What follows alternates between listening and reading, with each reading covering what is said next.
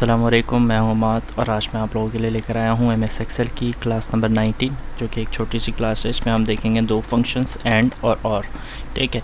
लेकिन अगर आपने क्लास नंबर 3 नहीं देखी, लॉजिक वाली, इफ़ वाली, नेस्ट और नेस्ट इफ वाली, तो आप पहले वो देख लें, उसके बाद ये देखिएगा। ठीक है, तो क्लास को शुरू करते हैं।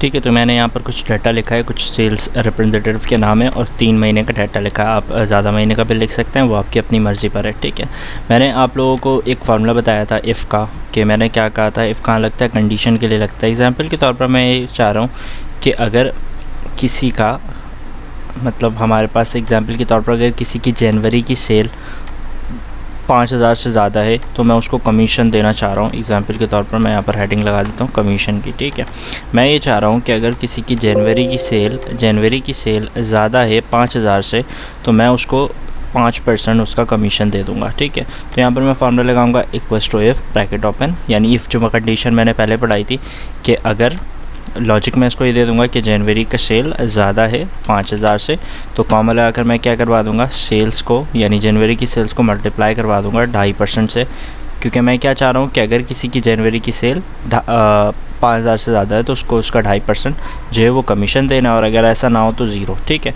मैं ये डिटेल में नहीं बता रहा क्योंकि मैंने अपनी पिछली क्लास नंबर 3 में बिल्कुल डिटेल में बताया है इफ़ और नेस्टेड इफ़, तो आप वो देख ले तो ज़्यादा बेहतर समझ में आ जाएगा। ठीक है, तो मैंने यहाँ पर क्या किया कि अगर मेरा जनवरी का सेल ज़्यादा है 5,000 से, तो मैंने यहाँ पर क्या लगा दिया कि जनवरी के सेल्स को मल्टीप्लाई करवा दो 2.5% से, और अगर ऐसा नहीं है तो ज़ीरो। तो अब ये इसका ज़्यादा नहीं है तो इसका ज़ीरो आ रहा है, मैं यहाँ डबल क्लिक करूँगा, नीचे सब में अप्लाई कर देगा। अब जिसका जिसका ज़्यादा होगा 5,000 से, उसका जितना भी कमीशन बन रहा होगा वो यहाँ पर आ जाएगा। ये तो हमने इफ़ देखा था, लेकिन हम एंड का फंक्शन किस तरह लगा सकते हैं इफ़ के साथ। एंड का मतलब क्या होता है, एंड का मतलब ये है, अभी हम सिंपल यहाँ पर एक कंडीशन दे रहे हैं ना कि अगर जनवरी की सेल्स ज़्यादा हो 5,000 से, लेकिन मैं ये चाह रहा हूँ कि जनवरी की सेल्स भी ज़्यादा होनी चाहिए 5,000 से, फरवरी की भी और मार्च की भी, यानी तीनों अगर 5,000 से ज़्यादा है तभी कमीशन बनेगा, और अगर नहीं हो तीनों 5,000 से ज़्यादा तो कमीशन नहीं बनेगा। आई बात समझ में? यानी तीनों का 5,000 होना लाजमी है, अगर तीनों में से कोई एक भी 5,000 नहीं है तो कमीशन नहीं बनेगा। अब उसके लिए हम फॉर्मूला क्या लगाएंगे, equals to if bracket open करने के बाद हम यहाँ पर लगाएंगे एंड। अब एंड के ज़रिए हम लॉजिक बढ़ा सकते हैं, इफ़ में एक लॉजिक लगता है ना,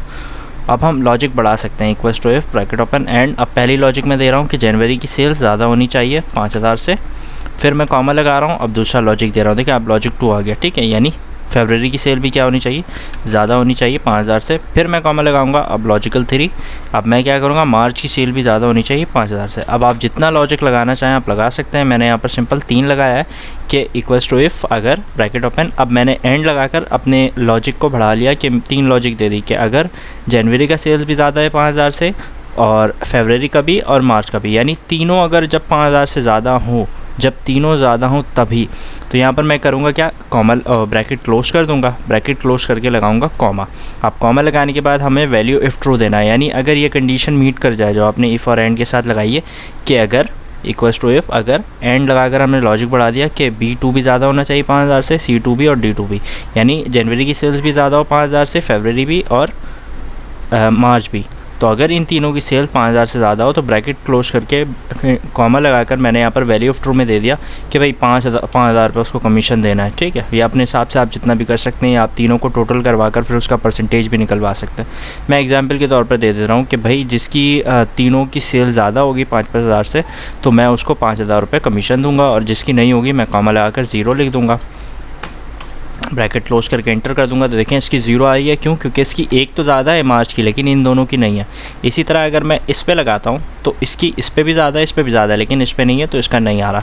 इस तरह से ऐसे बंदे का जिसका 5,000 से ज़्यादा होगा तीनों में सिर्फ उसको कमीशन मिलेगा 5,000 का, जिसका नहीं होगा उसको नहीं मिलेगा। क्लियर हो गई बात? यानी अगर हम एंड लगा कर कोई भी फंक्शन लगाते हैं, एंड लगाकर जितनी भी लॉजिक लगाते हैं, तो सबका पूरा होना लाजमी है। जब सारी कंडीशंस मीट करेंगी तभी होगा, वरना नहीं होगा। लेकिन अगर मैं यहाँ और लगा दूँ एंड की जगह, तब क्या होगा, तब ये होगा कि इनमें से कोई एक भी मीट कर जाएगी तब भी उसका कमीशन बन जाएगा।